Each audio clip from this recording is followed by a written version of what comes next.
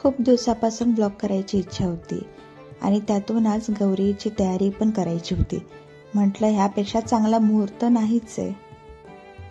नमस्कार, मी आहे नंदिनी. चला करूयात आपण गौरीची तयारी. गौरी पूजनाच्या सामानासाठी खरेदी करण्यासाठी मी आले आहे इथे मार्केटमध्ये. पूजेसाठी जे जे पूजा साहित्य लागणार आहे ते मी आता इथून खरेदी करणार आहे. मार्केटमध्ये खूपच गर्दी होती, त्यातूनही ऊन खूप जास्त होतं. पूजा साहित्य खरेदी करताना मला इथे मार्केटमध्ये गौरीचे मुखवटे दिसले. इतके सुंदर होते, इतके छान दिसत होते ते. गौरीला केळीच्या पाण्यावरती नैवेद्य ठेवण्याचा मान असतो, त्यासाठी इथे मी ती विकत घेतलेली आहे. इथे केरसुणीचाही खूप मान असतो. शेपूची भाजी आणि भाकरी हे नैवेद्य ठेवत असतात, त्यासाठी मी ते शेपू खरेदी केलेला आहे. त्याचप्रमाणे भरपूर फळंही खरेदी केली आहेत.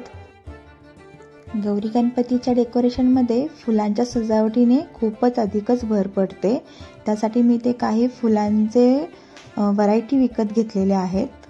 गौरी पूजेचे साहित्य खरेदी करून झाल्यावर आम्ही आलोत घरी. आता कशा प्रकारे मी गौरी पूजन करणार आहे हे बघूयात माझ्या नेक्स्ट ब्लॉगमध्ये. तोपर्यंत नमस्ते, थँक्यू.